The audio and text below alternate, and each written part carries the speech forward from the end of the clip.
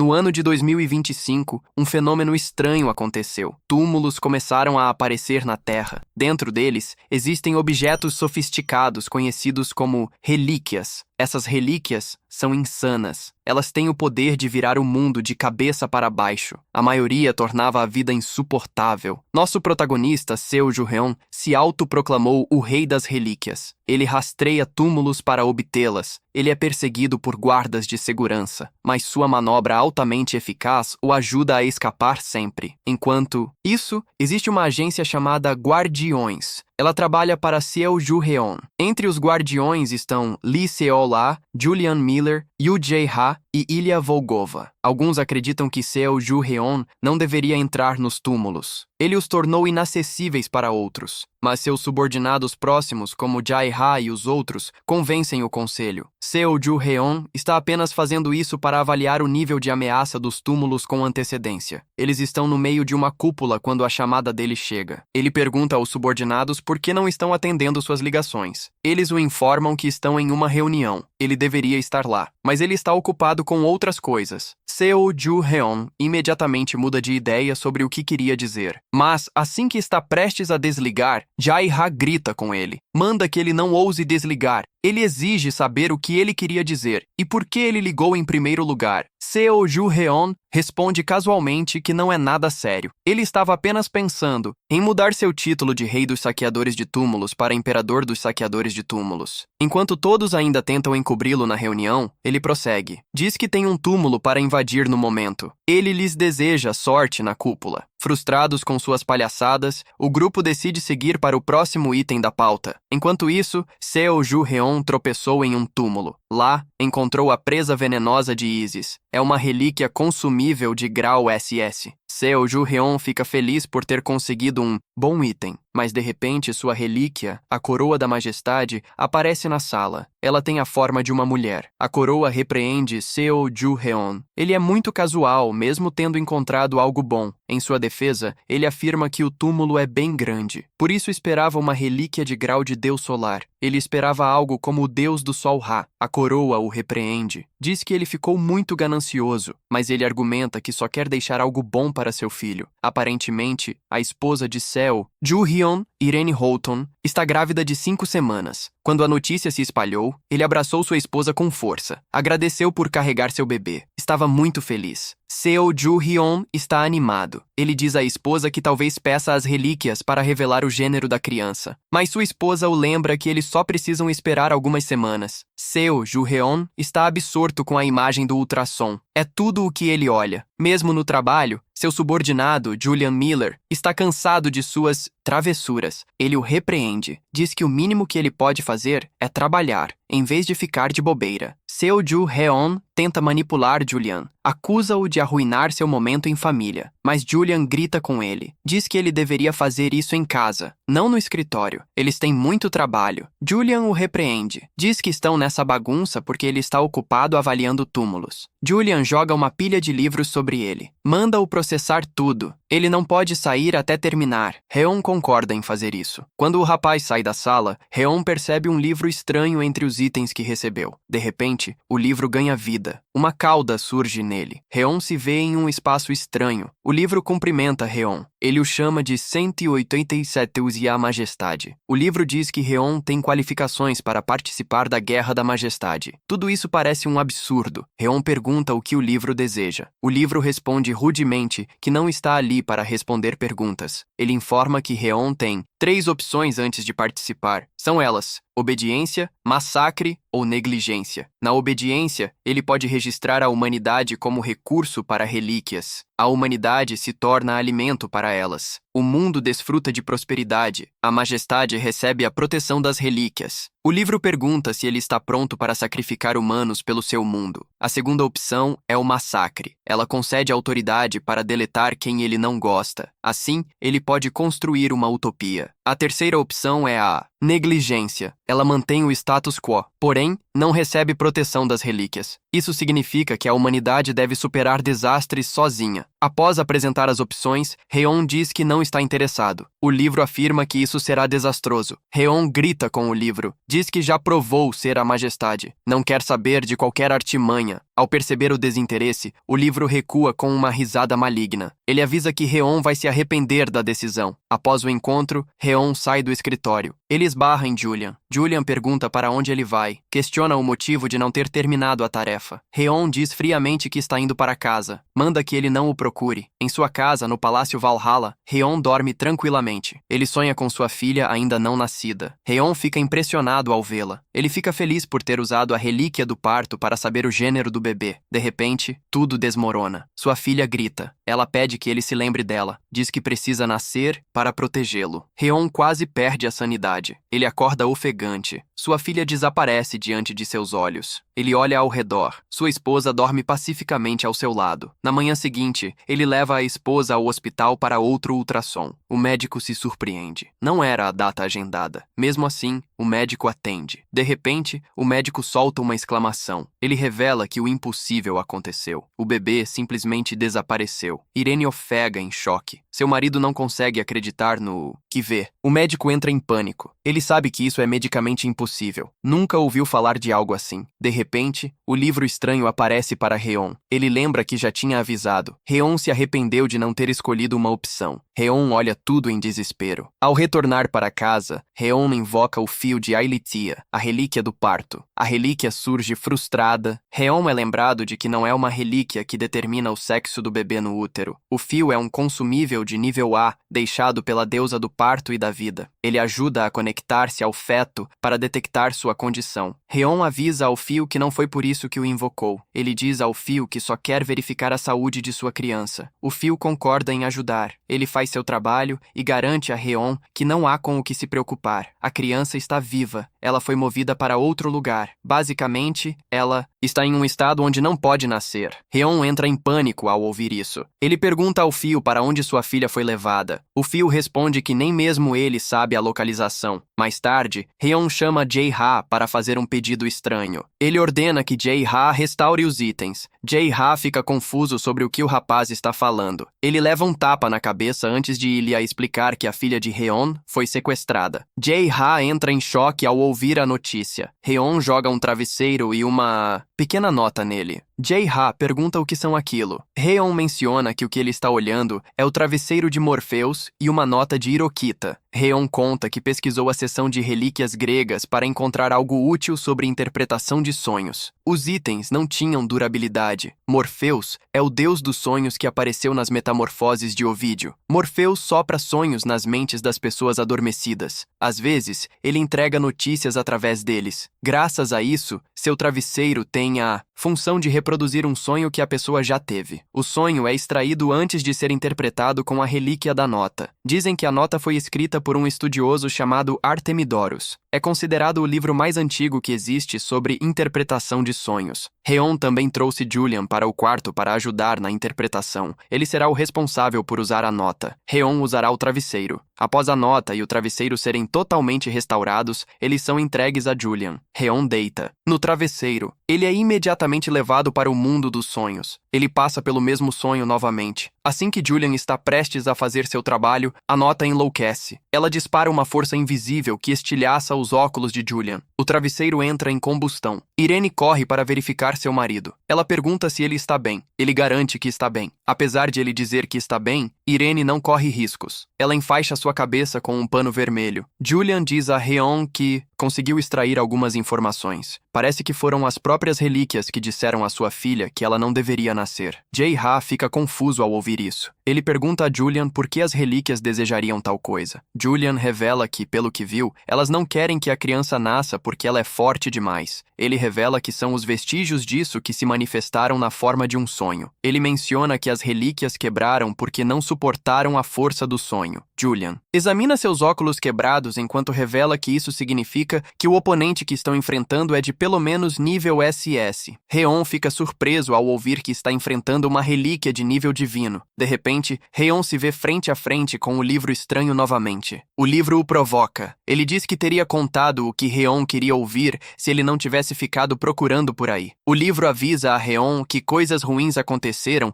porque ele não tomou uma decisão rápida. O livro pergunta se ele está finalmente pronto para decidir. Devido à sua recusa anterior, o livro adicionou mais uma opção. A negociação concede a Reon a chance de se tornar um executor. Ele poderá gerenciar relíquias de todas as linhas temporais. Ele pode negociar para receber proteção do sistema. Basicamente, ele e sua família desfrutarão de prosperidade com segurança. O livro o provoca. Diz que ofereceu uma opção onde ele pode coexistir com relíquias. A prosperidade do mundo seria promovida. Ao ver as opções, Reon percebe a armadilha. O livro tenta atraí-lo para a negociação. Como ele sabe que planejam algo, comunica sua decisão. O livro fica impressionado com a escolha. Reon choca a entidade. Sua escolha é o massacre. O livro tenta convencê-lo a negociar. Reon recusa. Ele afirma ter um temperamento difícil. O massacre é a melhor opção. O livro cede relutantemente e concede o bônus de massacre. Ele diz que Reon tem poder para eliminar quem quiser. O livro apresenta uma lista de recomendações. Pergunta a quem Reon gostaria de eliminar primeiro. Reon responde com confiança que quer todas as entidades, relíquias eliminadas. O livro protesta. Diz que isso não é permitido. Afirma que relíquias não são alvos de deleção. Ele deve escolher entre humanos. Reon não muda de ideia. Isso irrita o livro. A entidade diz que Reon detém a majestade sobre as relíquias, mas tenta eliminá-las. Reon expressa sua raiva. As relíquias levaram sua filha que nem nasceu. A aura de Reon transborda ódio. Ele exige o retorno da filha. Caso contrário, todos sofrerão aniquilação. O livro percebe que não pode negociar com ele. Rompe o acordo imediatamente. Muda a opção para negligência. O livro desaparece. Diz que Reon testemunhará muitos desastres. A entidade está empolgada para ver se ele sobreviverá sem ajuda. O livro desaparece. Reon profere um palavrão. Seus subordinados ficam confusos. Ele diz nervosamente que não é nada. Sua esposa pergunta o que está acontecendo. Reon responde frustrado que também não sabe. Chloe Laurent entra na sala apavorada. Reon pergunta qual é o problema. Ela revela que algo terrível aconteceu. Algo estranho ocorre com os cidadãos. Relíquias surgiram sem pertencer a ninguém. Algumas pessoas encontraram relíquias nos bolsos. Há muitas pessoas na agência querendo se livrar desses objetos estranhos. Elas temem que algo ruim aconteça. No final do primeiro dia, coletaram muitas relíquias. Elas apareceram sem a existência de túmulos. Reon descobre que a maioria relatou o problema aos guardiões. Alguns usaram as relíquias assim que surgiram. Eles não tinham ideia dos perigos. Acidentes causados por isso já começaram. Elia expressa choque. Nem com a relíquia Olho no Céu conseguem identificar os itens. Elia diz que o Olho no Céu possui conhecimento de todas as relíquias do mundo. É estranho que existam relíquias desconhecidas, eles tentam usar outra relíquia. O resultado é negativo. De repente, Chloe entra correndo para avisar Reon que outra anomalia estranha aconteceu. Desta vez, são eventos que deveriam ocorrer no futuro, mas estão sendo adiantados. Aparentemente, uma relíquia programada para escavação no próximo mês apareceu sozinha em um museu. Notícias sobre mortes futuras estão por toda parte. Relatórios sobre falecimentos de presidentes de vários países surgiram. As autoridades ainda estão verificando a veracidade. Reon quase desmaia de choque ao descobrir que o relatório diz que ele morrerá em 18 de setembro. Nesse momento, outra anomalia atinge o local. O fornecimento de energia é interrompido. A rede de emergência é ligada. Antes que percebam, a cidade sofre um blackout completo. É aí que percebem a gravidade da situação. Querendo saber o que está acontecendo, Reon segue para a usina elétrica Core 5. Ela está sendo alimentada por Zeus. Acontece que a relíquia Zeus saiu do controle e está perturbando tudo na estação. Os trabalhadores correm por suas vidas. Zeus grita, exigindo saber onde está a majestade. Reon aparece no local. Ele pergunta casualmente a Zeus se ele o procurava. Reon ordena que todos na área evacuem. Ele provoca Zeus, dizendo que ele parece muito bem, já que tem força para causar problemas. Reon saca o bastão de Zeus que ele roubou para provocá-lo. Reon lembra que prometeu devolver o item se ele se comportasse. Ver seu bastão nas mãos de Reon deixa Zeus ainda mais furioso. Zeus avança contra Reon exigindo o retorno de sua arma. Reon desvia do ataque. Reon tenta usar seu poder de dominação, mas percebe que não está funcionando. Isso é extremamente estranho. A falha do poder o deixa exposto. Zeus aproveita a chance e desfere um soco muito forte. Reon é jogado para trás, mas consegue pousar de pé. Ele se pergunta o que está acontecendo. Ele sabe que a falha de seu poder não é comum. O fato de Zeus ter escapado é algo com que se preocupar. Enquanto tenta entender a situação, Zeus o ridiculariza por ser fraco. Ele diz que vai derrotá-lo. Reon diz a Zeus que seu poder de dominação pode estar desativado, mas ele tem várias outras maneiras de quebrá-lo. Reon puxa outra relíquia e a arremessa em Zeus. Ele diz que tem pesquisado sobre artefatos. A relíquia ativa e se enrola em Zeus. Ela o mantém no lugar. Zeus grita perguntando a Reon o que ele está fazendo, pois seu poder está sendo selado. Zeus é contido. Reon revela que a relíquia usada é o Trono de Hera, um artefato de grau SS. Ele diz que é uma relíquia que pertence à sua esposa, Hera. É basicamente uma ferramenta disciplinar que força alguém a cumprir até as menores promessas. Isso é especialmente eficaz em casos de traição que envolvem casamento ou família. A eficácia da ligação salta para 1000% nesse caso. Como Zeus traiu muito, ele não tem como escapar. Zeus implora para Reon desfazer a relíquia, mas Reon diz que ainda não terminou. Ele trouxe a relíquia de sua outra esposa. Ele trouxe a coroa de Metis, um artefato de grau SS. Metis era a deusa da sabedoria e astúcia. Ela também foi a primeira esposa de Zeus. No mito, havia uma profecia de que o filho que ela desse à luz se tornaria mais forte que Zeus. Isso fez com que Zeus a engolisse por inteiro. Metis já estava grávida. Ela deu à luz e criou a criança dentro do corpo de Zeus. Felizmente para ele, era uma filha. Mais tarde, Zeus sentiu uma dor de cabeça terrível. Ele pediu a Hefesto que abrisse sua cabeça com fogo. No momento em que isso aconteceu, uma deusa totalmente crescida emergiu. Ela estava fortemente armada. Era nada menos que Atena, a deusa da sabedoria e da guerra. Reon molda a relíquia em uma manopla. Ele faz isso apenas para bater em Zeus. Ele mergulha em direção a Zeus. Soca sua cabeça com força usando a manopla. Zeus é nocauteado. Reon o repreende. Ele diz que Zeus deveria ter mantido sua tarefa de gerar eletricidade em vez de se comportar mal. Após derrotá-lo, Reon diz a Jai-Ra para seguir em frente e restaurar Zeus. Jai-Ra pergunta se ele realmente precisava bater em Zeus daquela maneira. Ele poderia apenas ter colocado a relíquia em sua cabeça. Reon responde casualmente que bateu nele apenas porque queria. Ele manda Jai-Ra parar de fazer perguntas estúpidas. Manda que ele restaure o que foi pedido. Jai-Ra suspira de frustração. Ele fala sobre como sua vida é difícil. Pergunta a Reon por que ele gosta de bater em Zeus sempre que tem chance. Enquanto isso, um estranho de óculos observa todos os movimentos de Reon.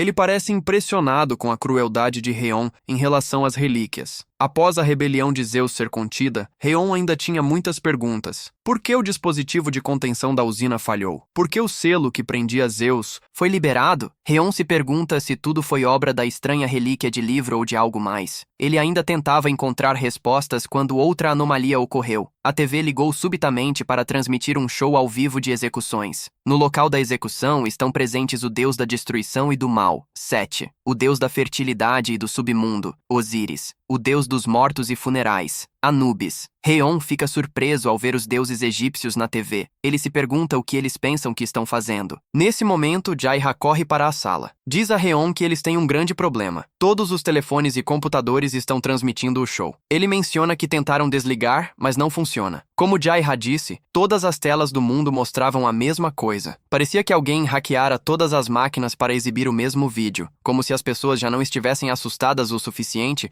as coisas tomaram um rumo mais sombrio. O apresentador do show, uma entidade com máscara, diz aos espectadores que é hora de julgar quem pecou. De repente, um homem aparece sob a guilhotina com as mãos atadas atrás das costas. É dito que o acusado sequestrou e assassinou crianças. Ele estava foragido há 7 anos. O apresentador pergunta ao júri se concordam com a pena de morte. O júri, composto por outros indivíduos mascarados, grita em concordância. Eles ordenam que o carrasco mate o homem. Todos pensaram que era uma piada. Até que a lâmina desceu. O homem foi decapitado. Jaeha entra, em pânico. Ele agarra Reon, pois nunca esperou que realmente matassem o cara. O carrasco traz outro criminoso. Dizem que ele fingiu inanição apenas para receber suprimentos de socorro 3 vezes. O carrasco chama isso de pecado de profanar a distribuição justa. Ele pergunta ao júri se concordam com a pena de morte. Jaeha fica surpreso ao ouvir isso. Ele não acredita que vão matar alguém porque mentiu. Ele ainda supõe que eles não farão isso. Quando o carrasco profere a sentença, a cabeça do condenado é decepada. Jaeha grita com Reon. Ele pergunta se aquilo que estão presenciando é correto. A cena deixará qualquer espectador traumatizado. Na tela, um número é exibido para fins de patrocínio. Reon diz a Jaeha que aquele não é um número comum. Eles só saberão a verdade se ligarem. Reon disca o número. Um fenômeno estranho ocorre. O chão abaixo deles cede. Antes que percebam, eles estão caindo do céu. Eles aterrissam na sala de execução de onde o show é transmitido. Jaeha entra em pânico. Reon se sente aliviado por sua previsão ter se concretizado. Reon saca uma lança. Ele planeja acabar com toda aquela farsa rapidamente. Ele mira na guilhotina e arremessa a lança. Ele a destrói com um único golpe. O júri fica furioso com Reon. Eles o vaiam por arruinar o processo. O apresentador diz que não há nada com que se preocupar. Reon é o próximo carrasco. O apresentador menciona que Reon é culpado de zombar dos juízes, tratar relíquias como bem entende e se colocar acima dos deuses. A lâmina da guilhotina aparece subitamente sobre Reon. Ele consegue impedir a decapitação. Ele estilhaça a lâmina. Ele diz ao grupo que eles também devem ser julgados. Os deuses ficam em choque. Reon entra em ação imediatamente. Ele salta em direção a eles. Ele vai atrás de Osíris primeiro. Ele o acusa do crime de abandonar o lar. Reon atinge a cabeça de Osíris. Ele o arremessa para longe. Depois, ele vai atrás de Sete. Ele o acusa de se rebelar contra seu mestre. Ele o declara culpado antes de desferir um soco. Por fim, ele vai atrás de Anubis. Ele o acusa de ser cúmplice do esquema. Eles voltam milagrosamente após serem derrotados. O apresentador zomba de Reon. Ele diz que Reon não pode parar a execução. Reon percebe que algo está estranho. Ele conclui que deve lutar com a intenção de destruir tudo. Ele saca uma lâmina. É a presa venenosa de Ísis, obtida em sua última incursão em uma tumba. Esta arma neutraliza inimigos de forma única. Entre os títulos de Ísis está o de deusa da magia e dos esquemas. Ísis enviou uma serpente venenosa para picar o deus do sol, Ra. Quando Ra começou a sofrer, ela ofereceu a cura em troca de seu nome verdadeiro. Aquele nome era seu poder e sua própria existência. No fim, Ra revelou o nome a Ísis. Esse nome foi passado para Horus, filho de Ísis. Sete investe contra Reon. Ele o provoca, perguntando o que ele pretende fazer com aquela lâmina pequena. Reon o encontra no caminho. Ele revela seu nome verdadeiro, Siket, o confuso. Ele golpeia com a lâmina. O ataque devastador derruba Sete. Osíris fica chocado. Ele ainda tenta entender o que está acontecendo. Reon aparece atrás dele. Ele menciona seu nome verdadeiro, Azar, o rei dos mortos. Ele desfere um golpe em forma de X. O movimento elimina Osíris instantaneamente. Reon finaliza o trio ao chamar Anubis por seu nome verdadeiro, Impu, o regente da sepultura. Jaeha fica impressionado com a facilidade de Reon, mesmo após ter pedido que ele pegasse leve. Jaeha reclama sobre o quanto aquilo vai custar para ele. Reon faz o impensável. Ele corta a cabeça de Jaha. Descobre-se que Reon já sabia que aquele Jaha era falso. Alguém usou o rosto dele para enganá-lo. No momento em que a cabeça cai, todos no recinto derretem. Isso confirma a suspeita de Reon de que todos eram falsos. O verdadeiro culpado abre o corpo de Jaeha e emerge. Ele tem a mesma aparência de Jaeha. Reon tenta bloquear o pensamento de que aquele seja Jaeha. Reon pergunta o que ele pensa que está fazendo ao criar falsificações. O homem diz que Reon acertou tudo, menos a identidade dele. Ele não é o Jaeha que Reon conhece. O sujeito levanta a mão e mostra o anel da majestade. Reon entra em pânico. Ele pergunta quando o sujeito roubou seu anel. Reon logo percebe que seu anel ainda está em seu dedo. O falso Jaeha revela que não existe apenas uma majestade. Reon fica atordoado. Ele exige saber quem ele é. Quando retornam ao quartel-general, Jaeha e Julian ficam chocados. Eles veem alguém idêntico a eles caminhando pelo local. O intruso corrige a confusão. Ele diz que é a majestade de outra linha temporal. Ele se gaba de como governava o mundo em sua própria dimensão. Jai-Ha pergunta o que ele quer aqui. Neste mundo, Heon é o rei. Yu expressa seu desapontamento. Ele chama Heon de rei inútil. Heon nem sabe que seu mundo está desmoronando. Yu joga as relíquias egípcias para eles. Ele diz que as roubou antes que os selos fossem quebrados. Ele exige gratidão. Heon está furioso. Ele pergunta por que deveria ser grato a quem teve a audácia de tocar em suas relíquias. Ele pergunta se foi Yu quem libertou Zeus. Yu responde que Zeus foi liberado pelas relíquias que causaram o problema. Ele afirma que estava tentando impedir que o caos fosse liberado. Yu avisa que se uma relíquia de nível Deus sair de controle, o mundo acaba. Ele diz que terminaria da mesma forma que seu próprio mundo acabou. Yu revela que este mundo é uma linha temporal bem desenvolvida. Há muitas relíquias e humanos aqui. Ele diz que seria um grande problema se a linha temporal fosse destruída. Heon pergunta o que ele quer dizer com o mundo chegar ao fim. Yu responde com seriedade. Ele diz que fala no sentido literal. Relíquias de nível Deus estão atravessando o multiverso e destruindo mundos. De repente, o berço da majestade, Jun, aparece. É uma relíquia de rank SSS. Ele diz que tem uma ideia de quem pode ser o culpado. Yu vê Jun e fica atordoado. Ele é um tesouro único em todas as dimensões. Yu tentou encontrá-lo, mas nunca conseguiu. Yu fala com Jun. Ele expressa surpresa por Jun parecer pacífico, enquanto outros mundos são destruídos. Jun responde que estava apenas cuidando de seu trabalho. Ele protege o rei que passou em seu teste.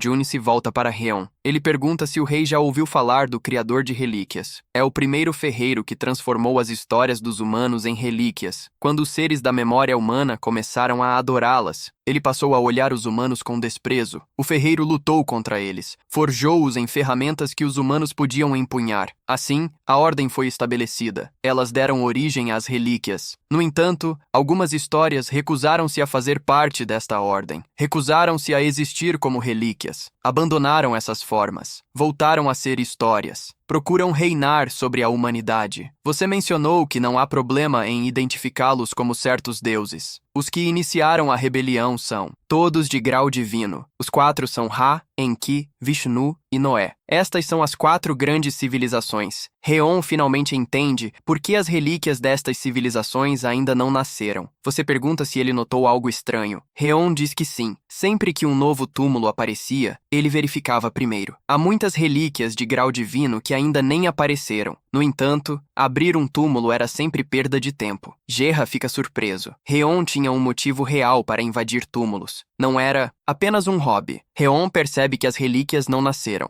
Elas estavam a causar problemas em outro lugar. Você menciona que eles não visam apenas um mundo. Eles movem-se através das dimensões. Querem alcançar todos os mundos. O objetivo deles é a destruição de cada linha do tempo, ou a dominação total. Heon pergunta se eles destruíram o seu mundo. Ele diz que sim. De repente, o chão começa a tremer. As nuvens escurecem. Eles atraem a atenção deles. Olham para o céu. Veem uma fenda gigante a atravessá-lo. Uma voz vem através dela. Chama por você. Alega que ele escapou deles. Um olho gigante emerge da brecha no espaço. Diz que é inútil fugir. Este mundo para onde ele veio também será destruído. Você entra em pânico. Corre escada acima. Diz ao grupo que as relíquias divinas o seguiram. Heon ordena aos registros akáshicos que identifiquem as localizações, traços e fraquezas das relíquias. Os registros akáshicos são uma relíquia de nível SSS. Eles chocam Heon. Dizem que não conseguem processar os seus pedidos. Heon fica chocado. O registro informa que as 4 relíquias não existem neste mundo. Você informa Heon que é inútil usar os registros akashicos. As 4 relíquias não pertencem a este mundo. Heon pergunta como vão lutar. Você diz que eles precisam de saber onde elas estão. Assim, podem lançar um contra-ataque. Nesse momento, o olho gigante no céu liberta o livro de regras. Ele é o arqui-inimigo de Heon. O livro ri-se, provoca Heon. Diz que eles finalmente se encontraram. Você avisa Heon. Peça que tenha cuidado. As 4 relíquias usaram o livro para destruir linhas do tempo. Usaram uma estratégia oculta. Heon fica chocado. Fica ainda mais chocado quando Juni diz algo estranho. Heon tenta entender o que está a acontecer. O livro de regras diz que já será tarde demais, antes que ele saiba. Nesse momento, o livro ativa uma maldição conhecida como a Torre de Babel. Ela corta a compreensão e a comunicação entre os humanos. todos os meios de linguagem colapsarão. Isso inclui diálogo, comandos e telepatia. Reon fica ali em choque. A maldição é ativada. O bloqueio da comunicação em todo o mundo significa desastre. Haverá regiões em guerra. Hospitais ficarão no meio de cirurgias. Até mesmo as torres de controle podem falhar. Se as aeronaves no céu não souberem a direção ou a altitude, uma catástrofe atingirá o mundo. Reon se vira para Ilia e ordena que ele pare o tempo. Para seu desespero, Ilia não o entende. O bloqueio de idioma está ativo.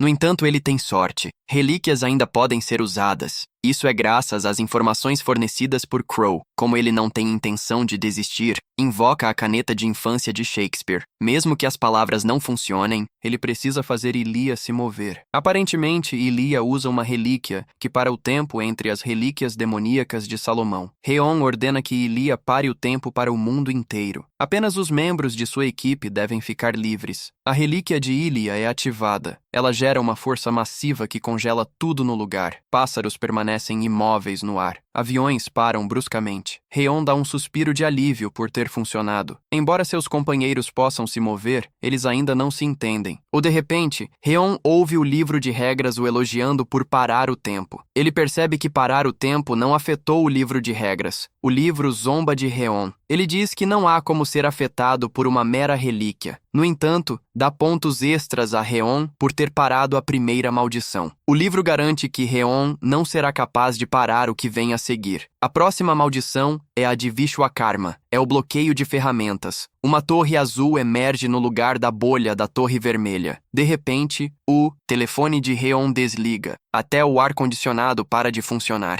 Reon fica surpreso ao ver Crow reagindo mal. O livro de regras diz a Reon que humanos e feras evoluíram de formas diferentes por causa da linguagem e das ferramentas. Por isso, ele vai tirar ambas. A maldição de Vishwakarma neutraliza todas as ferramentas, tecnologia, maquinário, armas e relíquias. Para piorar, relíquias vinculadas a humanos são penalizadas e inutilizadas. Vishwakarma é o deus do artesanato na mitologia indiana. Dizem que ele criou ferramentas até para os deuses. Como a maldição leva seu nome, todas as ferramentas estão sendo destruídas. Isso significa que a maldição é pior que a anterior. Reon percebe que o fim para os humanos chegará quando o tempo fluir novamente. Ele não sabe se isso afetará as relíquias. Reon pergunta ao livro de regras por que as relíquias estão sendo seladas. Ele responde que elas são ferramentas. Reon não aceita essa resposta. Ele agarra a caneta com força para escrever um comando. Ordena que todas as relíquias se lembrem de sua origem. Usando as palavras de Shakespeare, ele ordena que as relíquias tenham autoridade para escapar da maldição. Elas são feitas de linguagem, memória e histórias. Reon avisa ao livro que não cairá em sua mentira. Relíquias não podem ser limitadas por uma maldição que neutraliza apenas ferramentas humanas. O livro não tem escolha, a não ser abrir uma exceção para as relíquias não criadas por humanos. Logo depois, Gerra fornece à equipe brincos de Salomão. Eles permitem ouvir as vozes de todas as coisas. No momento em que os colocam, todos podem se entender. A primeira ordem de Reon para Ilia é queimar o livro de regras. Ilia concorda. Ele invoca o governante das chamas do inferno para reduzir o livro a cinzas. Isso gera um poder de fogo massivo. O alvo é sobrecarregado. Quando as chamas se dissipam, o livro permanece ileso. O livro tosse para zombar deles. Ele elogia a capacidade de Reon de evitar a segunda maldição mais uma vez. Reon está perdendo a sanidade. A relíquia demoníaca de Ilia é quase de nível divino. Mesmo assim, não conseguiu arranhar o objeto. O livro das regras diz a Reon que gostaria de ver se ele consegue escapar das duas maldições restantes. Jaeha entra em pânico. Ele não acredita que restam 2 infernos para enfrentar. O livro menciona que tem 4 maldições para lançar sobre o mundo. Ele está curioso para saber quantas Reon consegue deter. O livro avisa que o mundo de Reon permanecerá de pé se ele conseguir parar todas as 4. Nesse momento, uma torre amarela emerge. É uma maldição que bloqueia registros. O livro lembra Reon de que ele protegeu o direito de usar relíquias. Mas com esta maldição, não há possibilidade de usar relíquias. Trata-se da maldição do Nilo. Ela neutraliza a história ao apagar registros e memórias. Os registros da criação das relíquias são deletados. Torna-se impossível lembrar como usá-las. A maldição é ativada. Os membros da equipe de Reon tornam-se vegetais. Eles esquecem tudo o que sabem. Reon observa seus companheiros agindo como idiotas. Apenas ele e Yu permanecem sãos. Como são reis, escapam ilesos. A majestade é um ser que simplesmente se lembra de tudo. Yu diz a Heon que os mundos que conhecia também foram destruídos nessa ordem. Os humanos perderam o senso de raciocínio e se aniquilaram. Heon não entra em pânico. Ele começa a sorrir. Lembrou-se de algo. Ele percebeu que a primeira maldição, a da Torre de Babel, origina-se da Babilônia. A segunda maldição, de Vishwakarma, vem da civilização indiana. As 4 maldições estão relacionadas às grandes civilizações. A maldição atual é a do Nilo. É o mundo de um deus egípcio.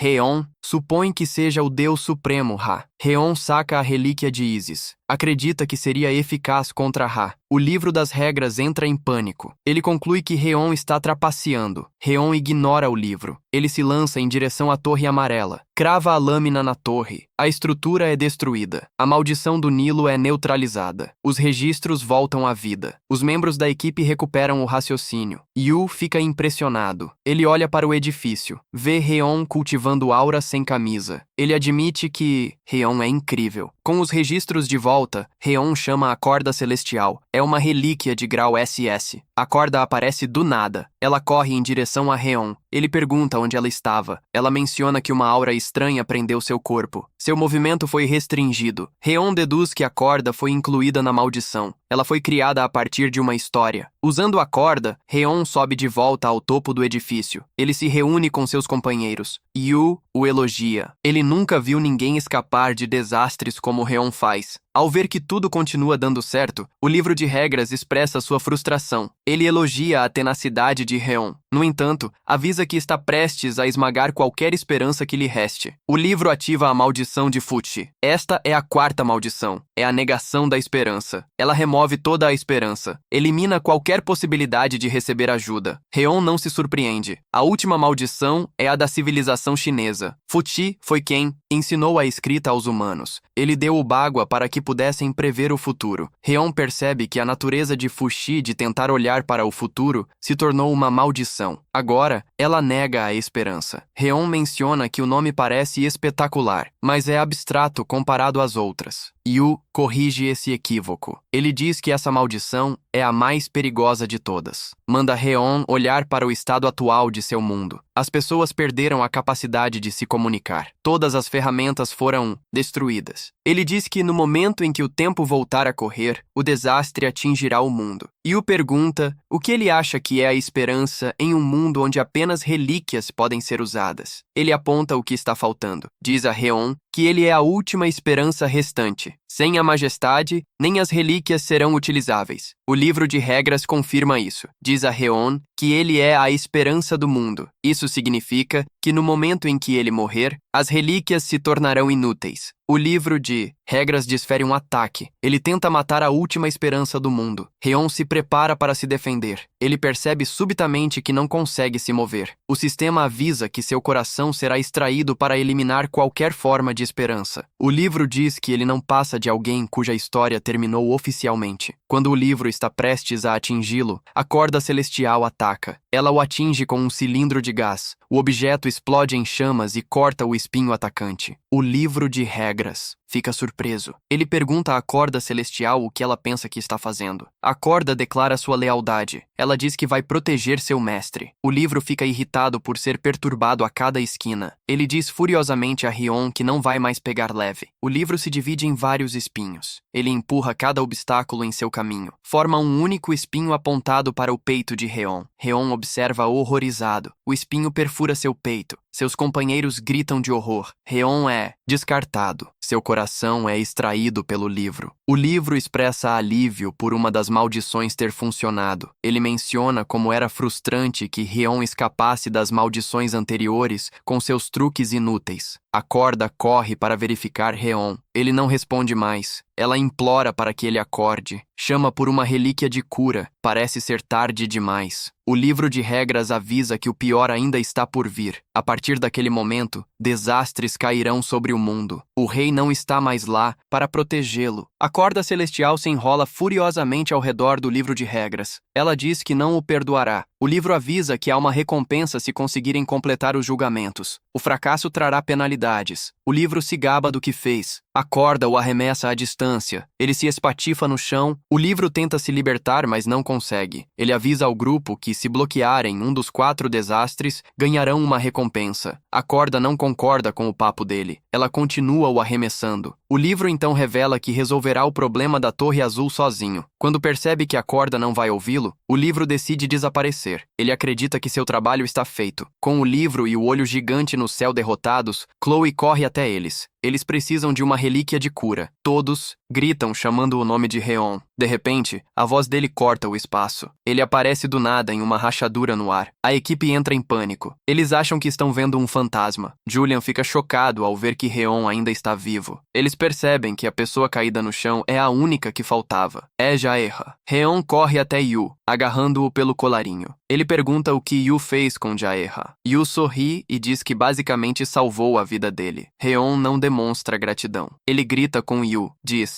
que poderia ter lidado com o livro sozinho. Yu o lembra que isso era impossível. Reon não conseguia nem invocar suas relíquias corretamente. Aparentemente, Yu agiu quando a corda atingiu o livro com o cilindro, causando uma explosão. Ele usou a fumaça para agarrar o verdadeiro Reon e jogá-lo em um espaço escondido. Depois, transformou Jaeha em Reon. Yu diz a Reon que, se não tivesse feito isso, seu coração teria sido arrancado. Reon continua furioso pelo fato de Yu ter sacrificado Jaeha para salvá-lo. Yu explica que o livro de regras não é tolo. Ele não teve escolha a não ser enganá-lo. Yu pede para Reon não se desesperar, pois Jaeha ainda está vivo. Ele mostra o copo de macarrão instantâneo em sua mão. Diz que a alma de Jaeha está presa ali dentro. Reon fica ainda mais irritado. Ele não acredita que seu subordinado esteja dentro de um copo de macarrão. Nesse momento, a voz de Jaeha ecoa do copo. Ele repreende Yu por colocá-lo ali. Ele é um humano, não comida. Jaeha continua resmungando. Reon pega o copo de Yu. Ele confirma que é realmente Jaeha, pois ninguém mais fala tantas bobagens daquele jeito. Reon fica aliviado por ele estar vivo, mas logo perde a paciência novamente. Ele descobre que Yu transformou Jaeha em um copo de macarrão sabor suave. Até Jaeha não acredita que Reon esteja perdendo a cabeça por causa disso. Yu pede para Reon ignorar o sabor. Ele conseguiu fazer aquele macarrão ter um nível divino. Jaeha geme, surpreso por ser um copo de macarrão.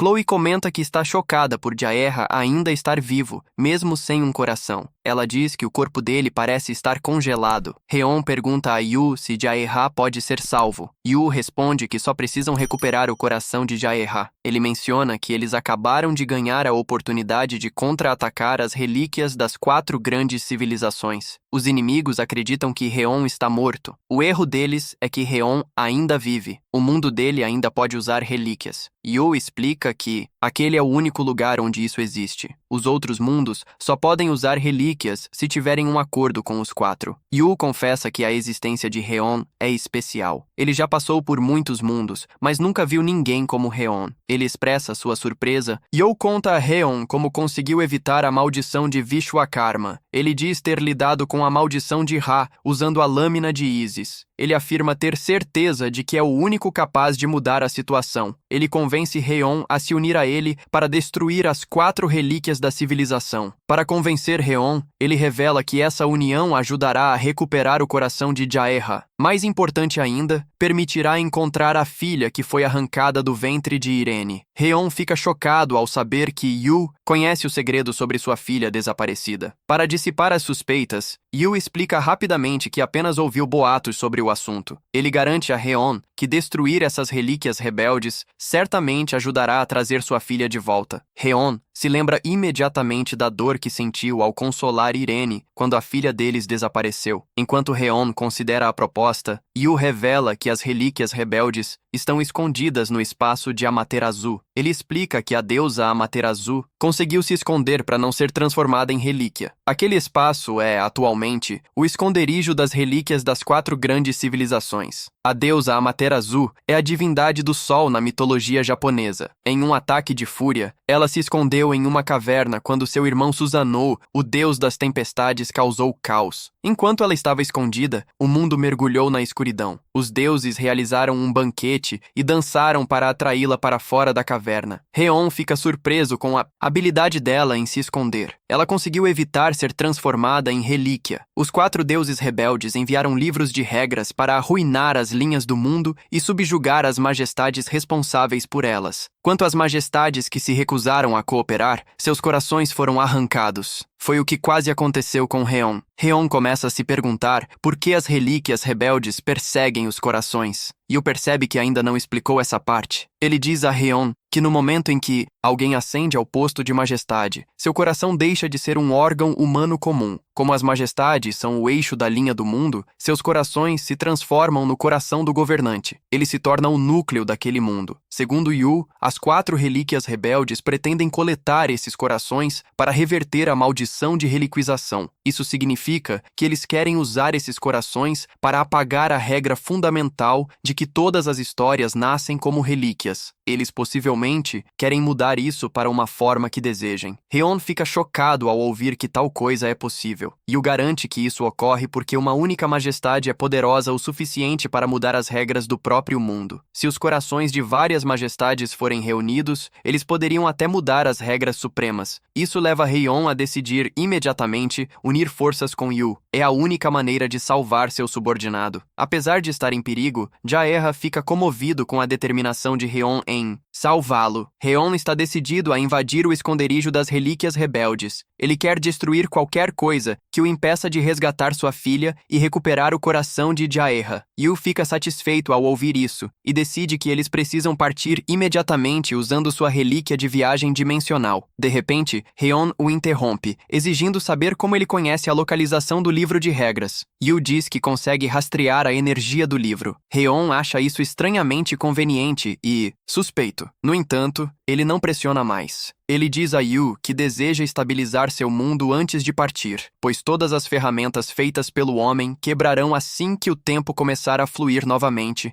Há também o problema da comunicação que ainda não foi resolvido. Rheon ordena que sua equipe use relíquias de voo para derrubar os aviões no céu. Julian deseja ter mãos suficientes para derrubar as aeronaves enquanto o tempo está parado. Ilya lembra a Rheon que eles precisam resolver a questão da comunicação. Ele sugere criar uma cópia da relíquia de tradução e distribuí-la. Infelizmente, a única pessoa capaz de realizar a cópia de relíquias em larga escala é um Cup Hamming. Isso torna impossível o trabalho dele agora. Rheon lembra que você pode ajudá-los. Antes que ele possa pedir, trombetas douradas começam a soar no ar. O som interrompe a discussão. O grupo se vira para o som. Eles veem uma luz vermelha brilhando entre as trombetas. Momentos depois, a luz se expande em um portal. Uma voz ecoa de dentro, anunciando que este mundo cumpriu as condições para invasão e subjugação. Sua Majestade está morto. Aparentemente, este portal é chamado de Arco do Triunfo. É uma relíquia de nível SS de invasão e intervenção divina. U explica ao grupo que um mundo onde a Majestade morreu é chamado de mundo vazio. Majestades de outros mundos podem invadir e roubar as relíquias do mundo vazio. U não se surpreende que o livro de regras tenha espalhado a notícia sobre este mundo para as outras majestades. O que o surpreende é a rapidez com que isso aconteceu. Provavelmente por vingança contra tudo que Rheon fez o livro de regras passar. No entanto, Rheon ri da invasão enquanto invoca uma lança, conhecida como Gungnir. É uma relíquia de nível SS de grau divino. Enfurecido, Rheon lança a Gungnir no portal de invasão. Ele exige saber quem lhes deu a audácia de invadir seu território. A relíquia Gungnir está animada para uma ação. No momento seguinte, um escudo bloqueia o ataque. A arma fica confusa. Rheon é informado imediatamente que seu ataque foi bloqueado pelo traço de uma majestade. O despertar de uma majestade é necessário para superar isso. De repente, uma figura sai do arco. Ela anuncia orgulhosamente uma declaração de conquista. No momento seguinte, um ruivo com aparência de coringa, conhecido como Mars Connell, sai do arco. Ele anuncia animadamente que este mundo agora será governado por ele. Mars verifica as maldições do livro de regras colocadas sobre o mundo. Ele fica impressionado ao ver que 2 das 4 maldições foram resolvidas. Ele também nota que alguém parou o tempo no mundo. Ele decide liberá-lo como o primeiro passo de seu plano de invasão. Mars usa sua vantagem de majestade. Isso permite que ele remova todos os efeitos de status para reiniciar a linha do tempo. No momento em que o tempo reinicia, o mundo é lançado instantaneamente ao caos. Projéteis caem de todos os ângulos. As pessoas são incapazes de entender o idioma umas das outras.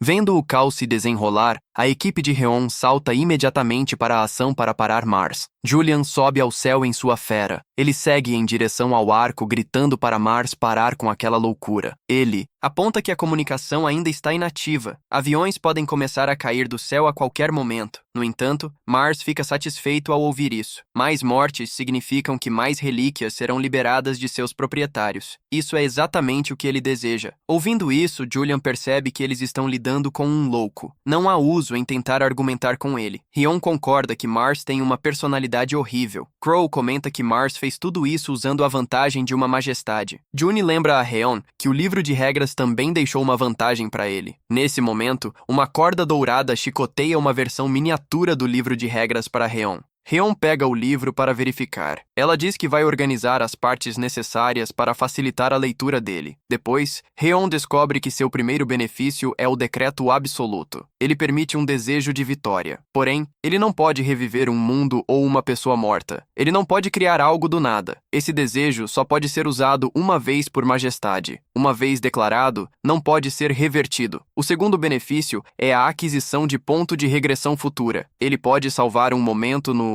tempo. O terceiro benefício é a alteração de configuração. Com ele, Rion pode modificar uma regra da linha do mundo. Está limitado a um item. Rion fica muito satisfeito com esses benefícios. Eles têm potencial para serem fenomenais se usados corretamente. Por outro lado, o mundo continua a cair no caos. Mars decide começar a coletar as relíquias que veio buscar. Com um estalar de dedos, ele começa a controlar as pessoas como escravas. Ele ordena que busquem e pilhem as relíquias como marionetes. As pessoas caem sob seu feitiço. Elas declaram Mars como seu governante e servem-no voluntariamente. Observando a cena bizarra, Rion fica surpreso com o poder da relíquia do Arco do Triunfo. Seola informa Rion que os aviões começaram a se mover. A comunicação com a torre de controle é impossível por causa do bloqueio de idioma. June avisa que a primeira colisão de avião deve acontecer em menos de 7 minutos. As rotas de voo estão começando a se cruzar. Rion decide que eles devem resolver esses problemas antes de enfrentar o maníaco invasor. Ele ordena imediatamente que Yu crie uma relíquia. Ele não diz que tipo de relíquia é. Rion tem certeza de que Yu pode fazer isso. Ele já conhece sua habilidade especial de criação de relíquias. Rion revela que Yu criou o palco de execução. Ele também fez uma cópia exata das 3 relíquias de nível divino no local de execução. Ele recriou o coração de Gerard no coração de sua majestade em 1 segundo. Isso enganou o livro de regras com sucesso. Com todas essas conquistas, Rion tem 100% de certeza de que Yu é capaz de criar relíquias difíceis. Caso Yu tente escapar da responsabilidade, Rion lembra de como ele causou problemas no primeiro encontro. Ele até transformou Jaeha em um lamen saboroso. Sem esperar uma escolha, a corda celestial prende as mãos de Yu para impedir que ele fuja. Yu concorda em cumprir sem hesitação. Ele diz a Rion que só pode criar relíquias dentro das estruturas de histórias que conhece. Rion diz para ele não se preocupar. O cérebro de Rion é uma enciclopédia literal de conhecimento sobre relíquias. Rion diz que eles vão usar o capítulo 11 de Gênesis da Bíblia. Ele contém parte da história da Torre de Babel. Usando essa passagem como uma brecha, Rion diz a Yu para criar uma relíquia. Ele deve usar apenas a passagem para reverter a maldição de Babel. Falando de Gênesis 11:1, é onde a Torre de Babel começa. O mundo inteiro falava o mesmo idioma. Graças a isso, as pessoas se uniram para construir uma cidade e uma torre que chegasse aos céus. Era apenas para fazer um nome para si mesmas. Deus não ficou satisfeito com isso. Se os humanos continuassem assim, seriam arrogantes e fortes demais. Por isso, ele desceu e destruiu a torre. Depois, ele confundiu a linguagem deles, o que os fez se espalharem. Rion diz a Yu que eles só vão usar a primeira parte da passagem para criar uma relíquia e usar a maldição de Babel ao contrário. Você ficou impressionado com o plano astuto de Rion. Ele decidiu segui-lo. Ainda preso pela corda dourada, ele cria a Tábua da Gênese, capítulo 11, no chão. Rion observa maravilhado enquanto a tábua gigante surge do solo. Ela declara que o mundo inteiro tem uma só língua e um só modo de falar. No entanto, você diz a Reon que ele pode não conseguir usar a relíquia. Isso deixa Reon confuso. Ele não entende o que você quer dizer. Você explica que a tábua é uma relíquia religiosa. Precisam de alguém com afinidade similar para ativá-la. Quando você pergunta se algum deles é religioso, todos se viram para Ilya. Ele, aparentemente, foi um padre. Como deve ter memorizado a Bíblia em seu tempo de padre, acharam que ele teria a melhor afinidade. Mas Ilya informa que isso foi há uma vida inteira. Ele mudou de carreira, especialmente agora que se especializa em demônios. Seola intervém. Ela diz que Ilya é provavelmente a pior pessoa para a tarefa agora. Ele pode ser mais fraco que um Zé Ninguém contra relíquias cristãs. Reon decide ativar a relíquia ele mesmo. Ele usará uma grande quantidade de seu poder de dominação para suprimi-la. Você duvida que ele consiga. Ele ainda nem despertou. Reon não se importa com todo esse papo de despertar. Ele nem sabe o que significa, mas assegura a você que está confiante em seu poder de dominação. Determinado a mostrar do que é capaz, Reon usa o poder de dominação para ativar a tábua. Você fica completamente atônito. Assim que é ativada, a relíquia de nível divino unifica todas as criaturas em uma só língua. Isso inclui humanos, animais, relíquias e todos os seres vivos. Uma luz dourada explode da tábua. Isso cancela instantaneamente a escravidão de Marte sobre as pessoas. Restaura a sanidade delas. No momento em que são libertos, todos começam a se entender novamente. Até os animais. Todo ser vivo agora fala a mesma língua. Reon fica aliviado. Ele descobre que as línguas do mundo foram reorganizadas em uma só. A corda dourada o elogia por realizar tal façanha. Você fica pasmo. Reon realizou um feito monstruoso. Logo, June recebe notícias. Todos os aviões conseguiram evitar colisões. A comunicação tornou tudo mais tranquilo. Com a barreira de comunicação levantada, as pessoas na cidade começam a correr para encontrar abrigo. Marte se enfurece. Seus planos foram arruinados. Ele grita o mais alto que pode. Tenta fazer a arca exercer controle sobre as pessoas. Ninguém lhe dá atenção. Ele fica frustrado. No entanto, Reon ainda está impressionado com a relíquia do Arco do Triunfo. Infelizmente, neste exato momento, ela era inútil. A relíquia da tábua eliminou a hierarquia, a diferença entre governante e governado. Conquistar este mundo com o arco era agora impossível. A tábua não apenas unifica todas as línguas. O versículo declara que todos os seres são iguais. Elimina completamente o medo de ser conquistado. Anula a diferença entre domínio e submissão. As pessoas rejeitam a conquista de Marte. Ele é atingido pelo poder de sua própria deficiência. Seu arco do triunfo começa a rachar. Ele fica confuso. Reon então explica. É porque sua relíquia dependia muito da diferença entre conquistadores e conquistados. Tornou-se inútil e sem propósito. Marte fica furioso ao ouvir isso, mas se recusa a recuar. Ele desneutraliza sua relíquia para contra-atacar. Marte corta a palma da mão. Ele usa o próprio sangue para invocar majestades de outros mundos. Elas se juntam a ele na conquista. O sangue forma um vínculo. Isso abre diferentes linhas temporais. Várias majestades emergem. Mars orgulhosamente informa a Reon que a relíquia da tábua é apenas uma ferramenta de tradução de alto desempenho. Isso também funciona a favor dele. Ele anuncia que a relíquia ajuda seres de diferentes dimensões a se entenderem. Isso tornou seu trabalho ainda mais fácil. Reon fica atordoado ao ouvir isso. Ele não acredita que o efeito de sua relíquia tenha alcançado outras linhas temporais. Nenhuma de suas criações jamais teve influência em múltiplos universos. A tábua tornou-se a exceção. Por outro lado, Mars saca outra relíquia. É um capacete que domina a mente das pessoas. Inclui a mente de Reon. Crow avisa rapidamente à equipe que o capacete pertence a Ares. Ele causa confusão. Impede que alguém distinga amigos de inimigos. À medida que domina a mente, o capacete força o usuário a ver todos os seres vivos como inimigos. O resultado é um caos absoluto. Como ela previu, a equipe de Reon começa a ver uns aos outros como demônios irreconhecíveis. Eles ameaçam uns aos outros. Enquanto isso,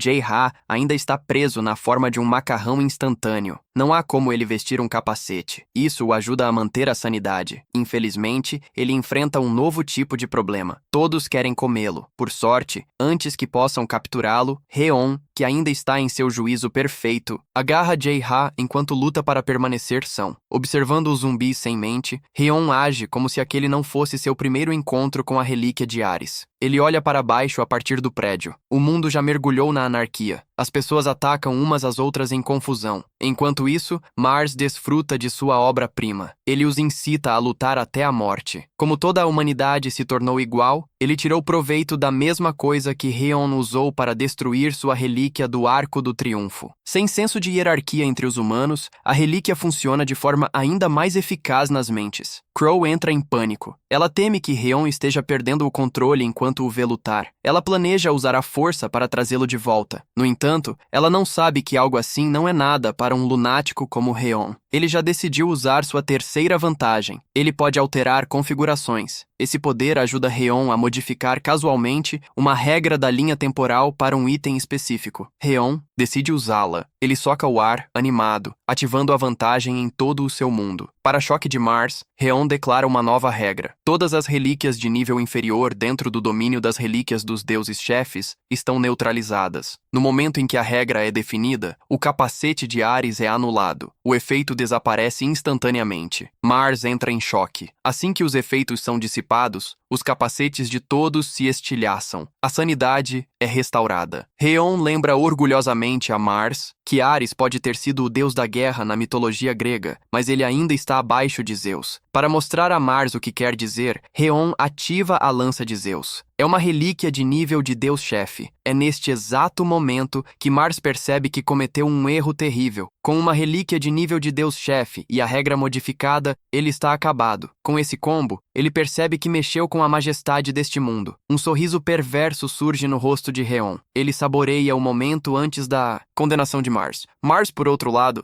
ele se recusa a morrer sem lutar. Ele anuncia que a majestade deste mundo ainda está viva. Ele ordena que seus aliados capturem Heon. Os aliados recalibram suas coordenadas imediatamente, identificam a batida do coração de Heon. Eles avançam para recuperá-lo. Enquanto convergem para a localização dele, a equipe de Heon apressa todos a deixarem o telhado. Eles serão cercados. De repente, vapor surge do copo de ramen de Jae-ha. Isso o assusta. Você se pergunta quem teria colocado água quente ali. Jae-ha insiste que ninguém o fez. Ele também fica perplexo com o que está acontecendo com ele. O vapor se espalha rapidamente pela cidade inteira. Cobre tudo com uma névoa densa. Isso impede os aliados de localizá-lo. Descobrimos que o vapor ocorre porque Jae-ha ativou sua característica. Ele a chama de instintos de sobrevivência. Isso também ativa suas funções de defesa de emergência e furtividade. Como um aliado, Heon fica realmente surpreso que Jae-ha tenha tal habilidade. Isso confirma que ele é agora uma relíquia. Jae-ha rejeita seu novo título. Ele insiste que ainda é humano. Satisfeito com a nova habilidade de Jae-ha, Heon percebe que pode usar a névoa. Ele pode pegar o inimigo de surpresa. Eles ousam invadir o mundo de um lunático. Com isso, Heon invoca a presa venenosa de Isis. Ele desaparece na névoa densa. Ele vai surpreender Mars. Mars já está no limite. Ele escaneia freneticamente os arredores. Ele procura desesperadamente por Heon. Assim que ele pensa que tudo está calmo, Heon sai da névoa. Ele tem Jae-ha em seu ombro. Ele mergulha sua lâmina em Mars. Ele não consegue reagir. Heon fica satisfeito consigo mesmo. Mars diz a ele com arrogância que ele não pode derrotar um conquistador com uma faca de cozinha. Ele se gaba de usar uma relíquia defensiva. Heon diz a ele que a faca de cozinha não é qualquer faca. Nesse exato momento, a presa venenosa de Isis começa a apagar o nome verdadeiro de Mars. Isso o despoja de seus poderes. Sua autoridade como majestade é revogada. As relíquias de Mars começam a se quebrar. Mars percebe que foi despojado de seu nome. Antes que ele possa processar o que está acontecendo, Heon o agarra pelo pescoço. Ele o informa que um conquistador sem nome é apenas um ladrão mesquinho. Ele está determinado a ensiná-lo o que acontece com ladrões que roubam. Heon arrasta Mars de sua alta posição. Ele o arremessa no chão. Ele se certifica de que ele está completamente espancado. Heon diz a ele que ele não é especial. Ele casualmente saqueia o pobre coitado. Ele descobre uma relíquia valiosa entre seus pertences. Mars estende a mão desesperadamente para ela. Antes que ele possa recuperá-la, Heon atira do alcance. Ele o deixa agarrando o ar. Sentindo-se completamente derrotado, Mars decide deixá-la ir. Reon não ia facilitar para ele. Ele decide testar a relíquia em Mars. Aterrorizado, Mars observa impotente. Reon a ativa. Descobre-se que é uma relíquia de grau divino. É a esfera de Atlas. Ela pode transferir o peso do mundo para o alvo. Mars empurra a relíquia gigante. Ele usa todas as fibras de seu corpo, mas o peso começa a esmagá-lo. Reon o provoca. Ele diz a ele para suportar o peso do mundo que ele estava tentando roubar, mas nem isso impede Mars de falar. Ele se gaba de que este é apenas o começo. Ele informa Reon que outros conquistadores virão atrás dele. Infelizmente, antes que ele possa terminar seu discurso final de vilão, a relíquia o esmaga completamente. Seus restos se espalham por toda parte. Reon é então informado. O invasor Mars foi derrotado. Ele não sente pena dele.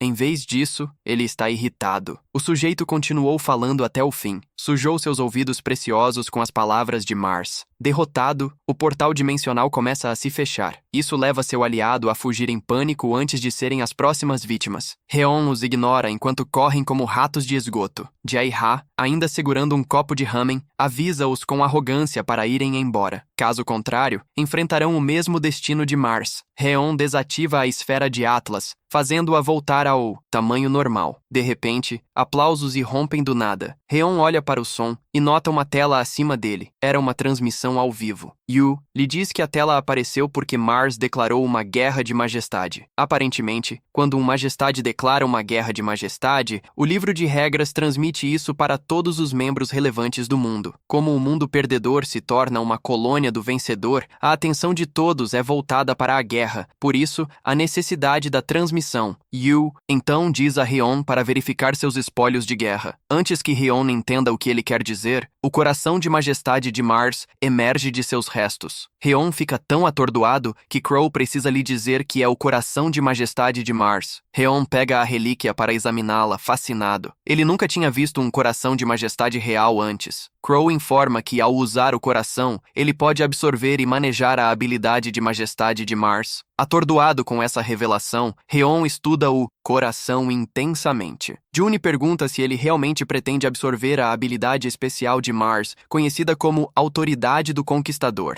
Animado apenas com o nome, Reon declara imediatamente que vai tomar o poder. Antes que seus companheiros possam expressar objeções, Reon absorve a habilidade. Ele começa a se perguntar que tipo de habilidade a Autoridade do Conquistador realmente é. Ele se questiona se é semelhante à habilidade de conquista do Chairman Quan. Após a absorção, Reon recebe uma nova habilidade de Rank S vinda do coração, intitulada Luta entre Si. Quando ativada, faz com que superiores e subordinados vejam uns aos outros como conquistadores. Isso os leva a começar a lutar entre si. Reon fica desapontado com a habilidade. Ele esperava ganhar uma que lhe permitisse dominar os outros. Crow explica que as habilidades geralmente são alteradas para se adequarem melhor à personalidade de quem as absorve. Jae-ha cai na risada. Ele aponta que a habilidade combina perfeitamente com Reon, já que criar o caos é sua especialidade. Ele diz a eles que, do ponto de vista do inimigo, Reon é praticamente um demônio. Infeliz com a comparação, Reon ameaça jogar água quente em Jae-ha. Os dois continuam brincando. O livro de regras reaparece de repente. Ele fica chocado ao encontrar Reon vivo. Reon zomba do livro por ter sido enganado. Isso irrita ainda mais o livro de regras, que já está exausto de lidar com um lunático como ele. Para piorar a situação, Reon exige sua recompensa por superar o teste. Embora enfurecido, o livro de regras não tem escolha a não ser obedecer. As recompensas faziam parte das regras que ele anunciou anteriormente. O livro relutantemente concede a Reon o título Majestade do Caos. Isso aumenta significativamente sua aura. No entanto, como sempre, nada bom vem sem um lado negativo. Esse título faz com que incidentes e acidentes sigam constantemente Reon. Também aumenta ligeiramente a probabilidade de uma relíquia atacá-lo. Irritado com a existência de Reon, o livro de regras desaparece imediatamente. Antes, deseja que Reon morra logo. Com tudo resolvido, Reon decide partir com você imediatamente. Eles vão seguir o plano para resgatar a filha dele e encontrar o coração de Gerra. Ele diz à equipe para ficar para trás enquanto ele persegue o livro de regras. Jarrah pede que ele tome cuidado, mas ele fica devastado quando Reon informa que também virá como uma ração de emergência. Depois, Reon pede que você o guie até o livro de regras, como planejado. Você concorda. No entanto, os colegas de equipe de Reon insistem que devem acompanhá-lo, em vez de uma cópia suspeita que que se parece exatamente com Jae-ha. Você também aconselha Heon a trazer sua equipe, avisando que outra variável imprevista poderia surgir, assim como o tablet funcionou inesperadamente contra eles. Ilha e Seola continuam a argumentar que Heon deve levar seus colegas de confiança, em vez de um vigarista, mas Heon diz que eles não podem deixar a base deles para ser invadida por invasores. U concorda com ele e lembra que outro invasor pode voltar e o livro de regras pode emitir missões de repente, assim como o livro de regras lhes disse anteriormente. Eles recebem bônus por sucesso e penalidades por falha. Heon então informa a equipe que a tarefa deles é proteger essa linha do mundo. É muito importante, então eles devem cuidar da missão do livro de regras e ajudá-lo a acumular bônus que se tornarão sua força. Após o conselho, ele ordena que eles fiquem para trás e cuidem de sua casa, com sua esposa Irene. Nesse momento, sua esposa chega e ela ouve que ele está partindo, o que a preocupa que a missão de Heon seja perigosa. No entanto, Heon diz a ela que deve partir, porque ele tem que trazer de volta a filha deles. Ele então a lembra que o marido dela é basicamente o rei e garante a ela que ele nunca retornará de mãos vazias. Irene se emociona quando Heon pede que ela confie nele. Então ela decide parar de se preocupar. Ela então ameaça falir-lo se ele não retornar inteiro. Após os dois pombinhos se abraçarem, Yu puxa um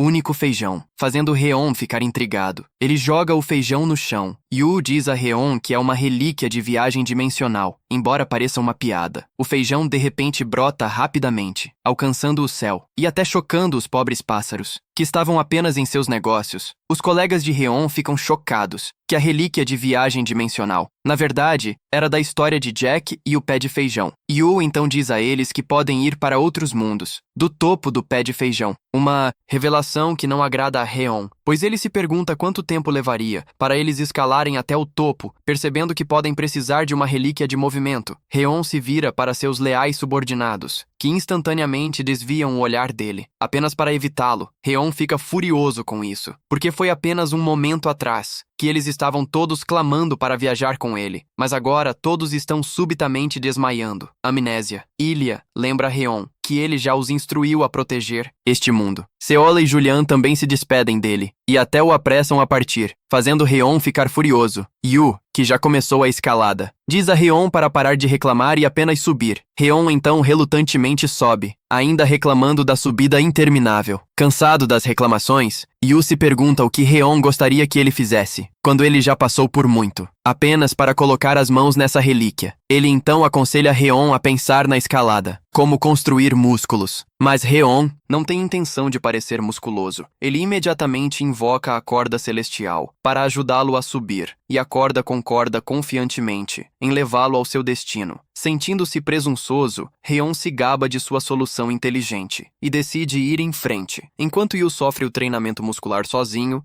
você diz a ele que ele está trapaceando. Heon responde que está apenas conservando suas forças. Ele percebe que as pessoas precisam trabalhar com inteligência. Você implora a Heon por uma carona, mas não sai como planejado. Quando finalmente alcançam o topo do estoque, Heon fica maravilhado com as diferentes linhas mundiais. Você confirma que são todos mundos diferentes. Terminada a admiração, Heon vai direto ao assunto. Ele pergunta para onde o livro de regras foi. Você aponta a direção. Diz a Heon que criará um caminho logo acima da entrada. O estoque se estende até a entrada do novo mundo. Heon se pergunta se também terão que rastejar. Você pula silenciosamente para responder a pergunta. Após o salto insano, Jae-ha quase engasga. Ele recupera o fôlego e percebe que desmaiou na queda. Recuperando a compostura, ele nota que você e Heon encaram a distância. Eles olham para a cidade colorida à frente. São informados de que estão em um mundo conhecido como a Taça de Dionísio. O efeito de status.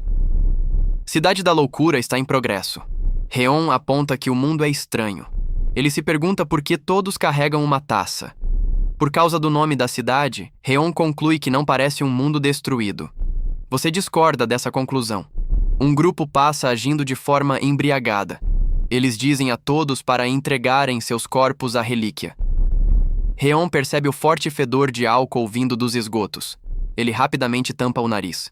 Percebe que não é apenas cheiro de álcool. Heon é informado de que um componente de droga viciante foi detectado no ar. Observando as pessoas nas ruas, Reon finalmente admite que elas não parecem estar em seu juízo perfeito. Você diz a ele que a majestade de cada mundo escolhe governar como bem entende. Neste lugar, a majestade intoxica seus súditos para paralisar sua sanidade. Assim, ninguém jamais interferirá em seu caminho. Você aponta para o edifício mais proeminente da cidade. Diz que é lá que a majestade reside. É lá que o livro de regras deve estar. Já, farto da atmosfera horrível deste novo mundo, Reon segue nessa direção. Ele está determinado a terminar tudo o mais rápido possível. Antes que ele possa sair, você diz para ele verificar o pulso. Reon olha para baixo. Fica atordoado ao encontrar um estranho número azul impresso nele. Ele se pergunta o que aquilo significa. Você fica chocado ao ver que o valor no pulso de Reon é 50. Ele nem sequer fez algo. 100 deveria ser o máximo. Reon está confuso. Não entende por que você está alarmado. Ele também nota um número vermelho na sua mão esquerda, além do azul no pulso direito. Você explica que os números são a regra que governa este mundo. O número azul à direita representa o nível de sanidade. Se o número for alto, a pessoa mantém a sanidade por muito tempo. O nível de sanidade continua caindo mesmo sem fazer nada. Por outro lado, os números vermelhos são o nível de loucura. Para usar relíquias, o nível de loucura deve ser alto. Porém, à medida que a loucura aumenta, a sanidade é esgotada. É necessário um equilíbrio entre os dois. Reon se pergunta o que acontece quando o nível de sanidade chega a 0. Você explica que eles perdem o livre-arbítrio, tornam-se fantoches da majestade deste mundo. Eles não passam de NPCs em um jogo. Segundo você, a maioria das majestades transforma as pessoas de seus mundos em NPCs. Eles querem dominar o mundo facilmente, sem ninguém no caminho. Reon não gosta nada dessa ideia. Yu pergunta sobre o nível de loucura dele. Descobre que está em 99. Yu fica chocado. Questiona em que tipo de lunático se meteu. Reon já é um louco em um dia normal. Yu explica que neste mundo é preciso um nível de loucura de pelo menos 30 para usar uma relíquia. Com 70, alguém se torna um usuário avançado. Yu não sabe como classificar alguém com nível 99. Ele questiona quem diabos Reon é. Com esse nível, ele poderia manejar uma relíquia de ouro neste mundo maldito. Reon está super animado por conseguir usar uma relíquia sem problemas. Ele decide continuar a busca pela majestade deste mundo. Após alguns passos, o nível de sanidade de Reon cai repentinamente. Ele fica confuso e o lembra que o nível cai mesmo sem fazer nada. A cidade é praticamente um copo de álcool vivo. As pessoas ficam bêbadas só de respirar. Reon começa a entrar em pânico enquanto sua sanidade cai rapidamente. Jaha sugere que é porque Reon já é um maluco por natureza. Não há razão para ele ter qualquer nível de sanidade. Furioso com o comentário, Reon ameaça cozinhá-lo em bebida. Jaha implora por sua vida. Reon é subitamente atingido por outra onda do cheiro inebriante. Sua sanidade cai ainda mais. Ele diz a Yu que o cheiro de álcool é o problema. A cidade inteira está coberta por isso. Cada rua e esgoto flui com álcool. Ele pede que Yu crie uma relíquia para eliminar o cheiro. Yu não acredita que Reon espera que ele crie outra relíquia com um nível de loucura tão baixo. Reon acha que deve ser possível. A habilidade de Yu de criar relíquias é especial. Reon considera usar uma relíquia que cause um dilúvio. O objetivo é lavar os canais e o ar da cidade como na Arca de Noé. Satisfeito com a ideia, ele ordena que Yu faça uma relíquia de chuva pesada baseada na história de Noé. Yu fica chocado ao ouvir que precisa fazer outra relíquia religiosa. Ele está irritado porque Reon faz parecer que é tão fácil quanto fazer compras. Yu só queria relaxar. Reon não se importa com as reclamações. Ele aconselha Yu a ajustar a escala da relíquia. Deve chover apenas sobre esta cidade. Incapaz de discutir com um lunático, Yu começa a criar a relíquia. Ele lembra Reon que precisa da lenda para uma maior taxa de sucesso. De uma só vez, Reon recita tudo palavra por palavra. Yu se pergunta como ele memorizou tudo aquilo. Poucos minutos depois, Yu declara que terminou. Ele empunha a relíquia, feita em forma de guarda-chuva. Reon fica instantaneamente desapontado com a criação. Ele esperava uma arca, não uma pequena estampa da arca em um guarda-chuva. Yu tranquiliza Reon. O guarda-chuva é mais útil para evitar que suas roupas fiquem molhadas na chuva. Nuvens escuras começam a se formar. Yu diz para Reon ficar sob o guarda-chuva. No segundo seguinte, começa a chover. Graças à relíquia da criação de Yu, o dilúvio do julgamento começa. Essa relíquia diminui o nível de loucura em 20%.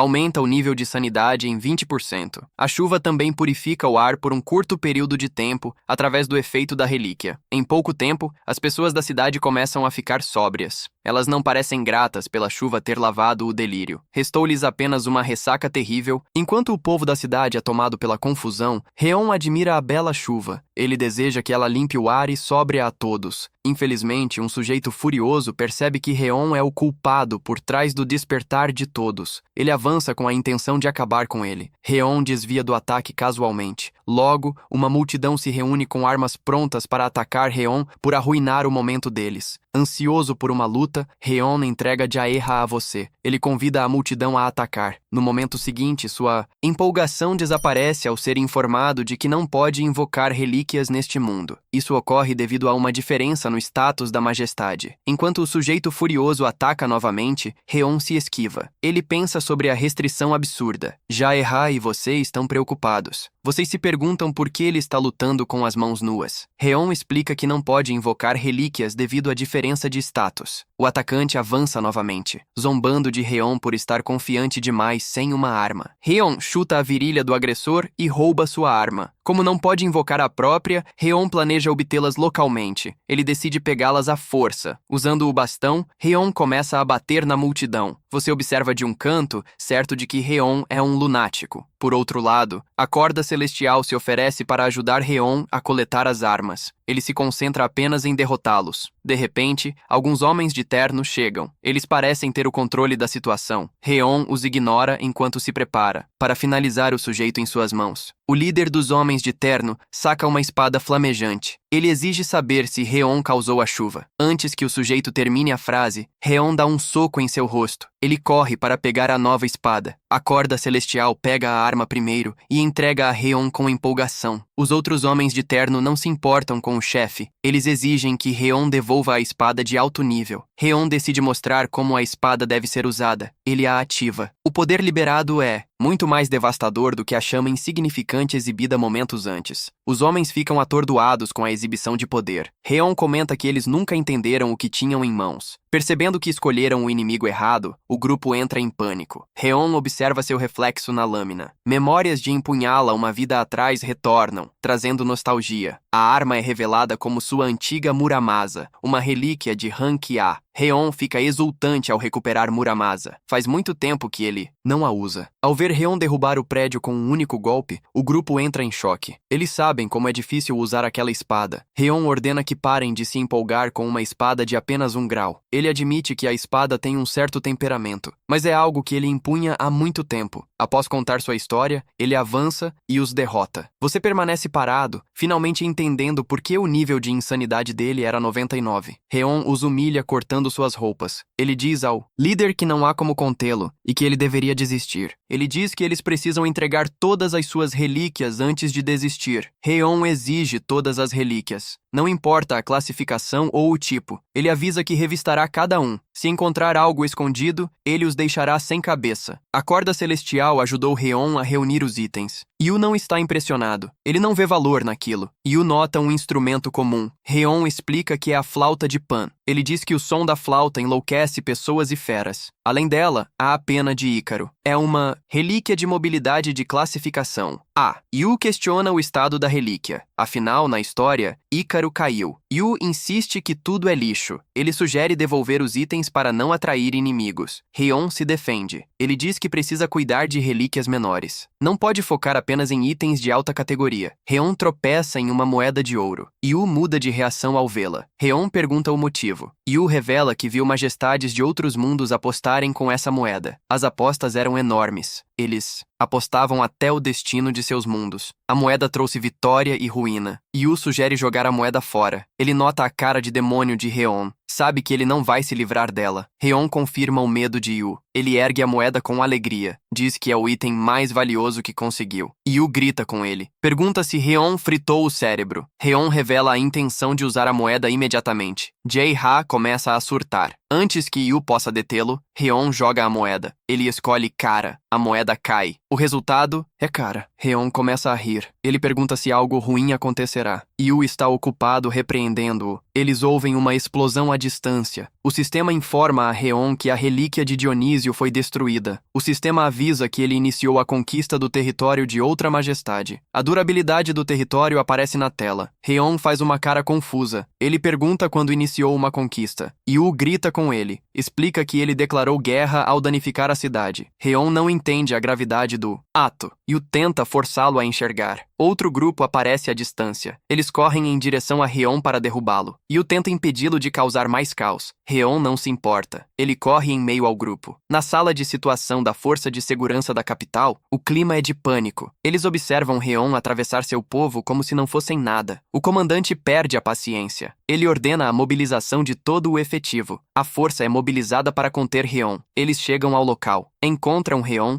pendurando vários cidadãos de cabeça para baixo. Eles ordenam que ele se renda. Perguntam por que pendurou o povo em cordas. Reon responde com naturalidade e despreocupação. Ele diz que está a desidratar toda a gente. Yu fica num canto, a tentar não se envolver na confusão. Reon diz à força de segurança que todos estavam ensopados de vinho. Ele estava apenas a lavá-los e a secá-los. Reon pergunta se não lhe vão dar uma recompensa por realizar uma tarefa tão bonita. Ele até diz que quer uma relíquia, caso decidam finalmente dar-lhe algo. Cansada de ouvir as suas tolices, a força de segurança avança contra ele. Mas, sem que soubessem, Reon já tinha outro plano. Ele saca da flauta de Pan. No momento em que sopra a flauta, ele mexe completamente com o estado mental deles. Isso faz com que toda a tropa se volte uns contra os outros. Reon prepara-se para sair. Uma lâmina voa por trás dele. A lâmina quase lhe acerta na cabeça, mas corta-lhe a bochecha. Reon vira-se para ver uma agente mascarada a encará-lo. Ele fica surpreso. Há alguém que ainda mantém a sua sanidade? A senhora recupera a sua lâmina com a mão secundária. Ela garante que o seu nível de sanidade está em 100% na presença do MC. Reon provoca. Ele diz que a agente de elite chegou. Yu diz-lhe que ele devia estar agradecido. A flauta de Pan teve um efeito avassalador. Por isso, ele só tem um inimigo para lidar. Ao mesmo tempo, Yu acredita que ela vai ser um problema, especialmente com o tipo de relíquias que ele tem agora. Reon elogia a senhora. Ele diz que ela deve ser alguém importante para manter a sanidade num ambiente tão louco. A senhora diz-lhe para parar de falar. Ela só tem interesse em prendê-lo, mas Reon saca da moeda dourada. Ele diz-lhe para parar de ser tão chata. Ele sugere que resolvam a disputa com uma moeda. No momento em que ela vê isto, entra em pânico. Ela reconhece-a como a moeda do jogo final. É usada por majestades. Ela pergunta a Reon como ele tem uma das moedas. Ao mesmo tempo, ela não quer acreditar no que vê. Ela auto-ilude-se, acreditando que é falsa. Ela menciona que, ultimamente, versões degradadas da relíquia espalharam-se pela cidade, causaram caos. Eles fizeram uma campanha para recuperar tudo, mas ver uma com Reon faz-lhe perceber que algumas restaram. Ela avança então contra Reon. Ela diz que não é de se enganar com truques superficiais. Mas Reon não hesita. Ele lança a moeda com a ajuda da corda celestial. Isso deixa a senhora completamente pasmada. Ele diz-lhe para escolher um lado antes que seja tarde demais. A moeda cai na mão de Reon.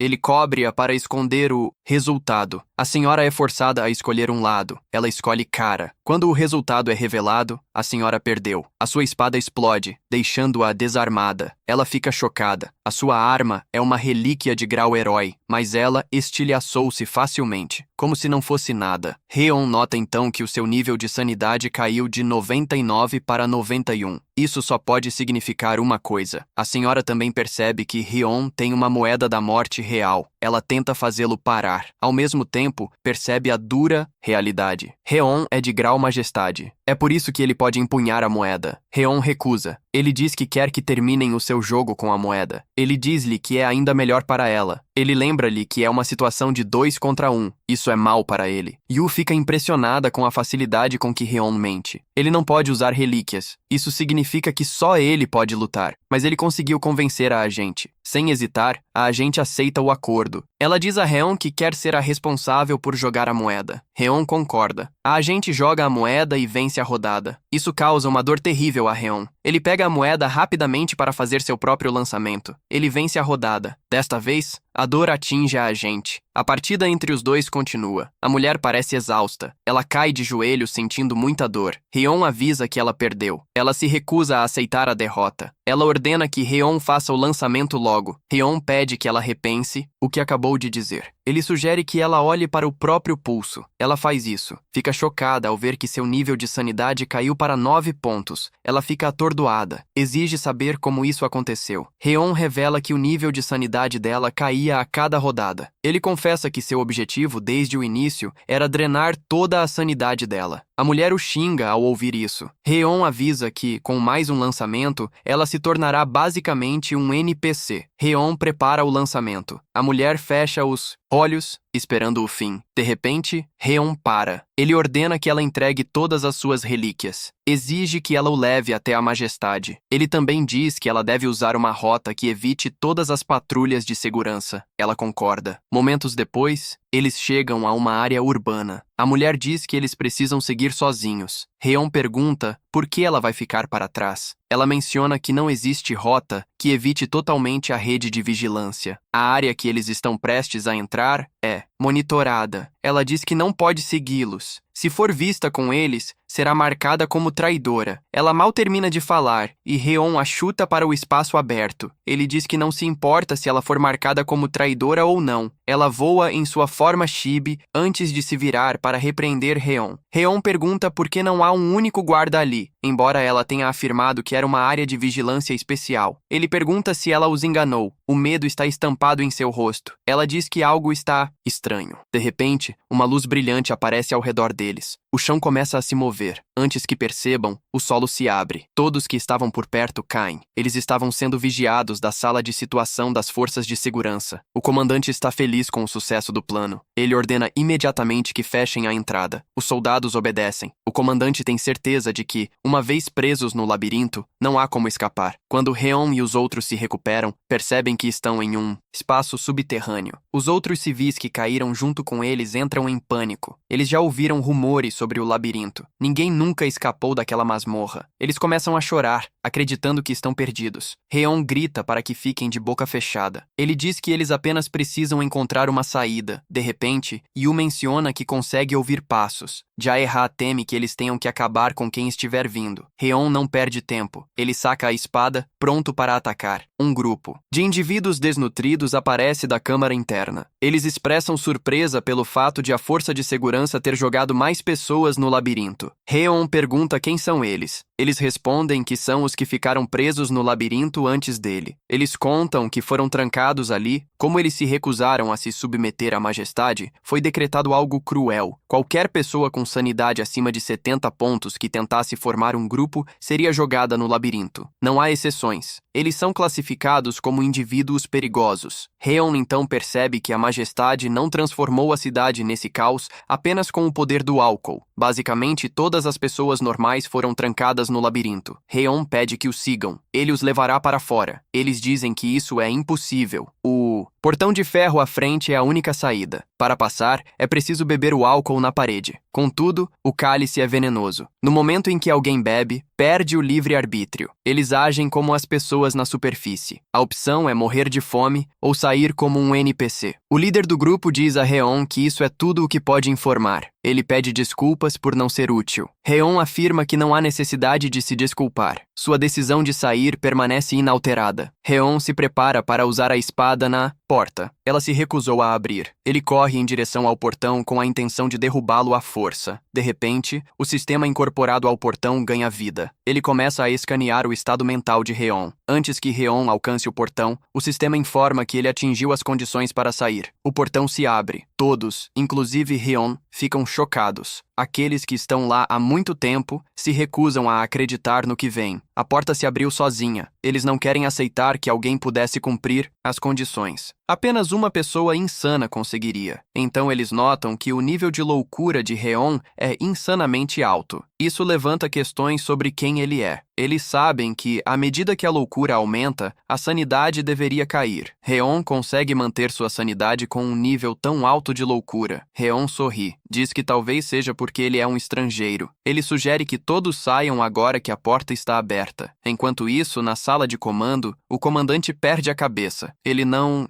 consegue acreditar que a porta se abriu para Reon. Os outros guardas dizem que ele conseguiu sair por causa de seu nível de loucura. Ainda assim, é um fenômeno chocante. A sanidade costuma ser 0 se a loucura chega a 99. Eles informam ao comandante que Reon não passa de um monstro. O comandante ordena que ativem todas as armadilhas, ordena que despertem o segundo coração. Ele exige que enviem isso na direção deles imediatamente. Enquanto caminham pelo túnel estranho, Reon nota algo rastejando em sua direção. Ele reage imediatamente. Desfere um golpe rápido que corta as vinhas. Elas tentavam agarrá-lo. Até as vinhas são feitas de álcool. O cheiro sozinho reduz a sanidade de Reon em 5 pontos. Eles gritam com Reon. Pedem para não cortar as vinhas descuidadamente. A sanidade de todos foi drenada. Reon decide apenas golpear as vinhas. Ele está no meio de sua sessão de ataques quando ouvem um som desagradável à distância. Um monstro estranho, Sátiros, o guardião do labirinto, aparece diante deles. Sátiros expressa seu desdém. Ele despreza o fato de eles conseguirem caminhar pelo labirinto com a sanidade intacta. Ele avisa que tudo acabou agora que eles o encontraram. A voz estridente de Sátiros quase deixa Reon surdo. Ao final, ele percebe que sua sanidade caiu 10 pontos. Sátiros então ordena aos seus lacaios que abram as tampas dos barris de licor. Nesse instante, as vinhas agarram o grupo, restringindo-os. Sátiros menciona que precisa dar a todos um gostinho do licor. Sem perder tempo, aqueles que foram contidos são jogados nos barris. A agente entra em pânico. Ela se afoga no barril de licor, temendo que sua mente seja corroída. De repente, Reon corta as vinhas em um único golpe, destrói os barris, resgata os humanos presos. Ele vira as costas para eles, indo em direção à Aura Farm. Vendo como Reon lidou facilmente com a situação, Sátiros percebe que foi ele quem abriu a porta. Ele pergunta por que Reon está interferindo em seus negócios, já que sua loucura está tão alta. Pergunta se ele quer brincar de rei com os humanos. Reon manda ele calar a boca, dizendo que já é um rei. Reon aponta a espada para Sátiros. Ele diz que sabe que Sátiros é o rei do labirinto. Por isso, quer que eles tenham uma luta de rei contra rei. Reon tira uma moeda. Ele ouviu dizer que o rei resolve as coisas com jogos de azar. Sugere uma partida de cara ou coroa. Reon quer ganhar tempo com esse truque. Mas, em vez de concordar com o jogo proposto, Sátiros diz que será ele a escolher o jogo. Sátiros revela que prefere um jogo relacionado a álcool. Ele o leva até uma mesa com 6 copos de licor. Diz que um deles contém veneno. Haverá 3 rodadas. Sátiros pegará 2 copos por rodada. Ele beberá um e dará o outro ao oponente. Reon percebe que é um jogo onde sua vida vale uma aposta, enquanto a de Sátiros vale uma. Sátiros confirma. Um dos humanos aponta uma falha no jogo. Ele diz que Sátiros trouxe o álcool, então deve saber qual copo contém o veneno. Sátiros responde que não é uma pessoa tão desonesta. Mesmo sendo um monstro, ele afirma ser sério quando se trata de álcool. Reon o apressa a se acalmar. Ele não está duvidando. Reon escolhe um dos copos. Você entra em pânico. Pergunta se ele realmente vai beber o vinho. Antes que você possa impedi-lo, ele engole o vinho como se não fosse nada. Sátiros o observa com um sorriso. Reon joga o copo fora. Diz que o gosto é mediano. Sátiros o provoca. Diz que ele é apenas um cara sortudo. O primeiro copo não estava envenenado. Nesse momento, Reon pega outro copo e o engole. Você grita para ele. Pede que ele dê um copo para Sátiros. Até Jaeha está perdendo a cabeça com a audácia. Reon bebe veneno com um sorriso. Ele pede que todos assistam ao que ele fará.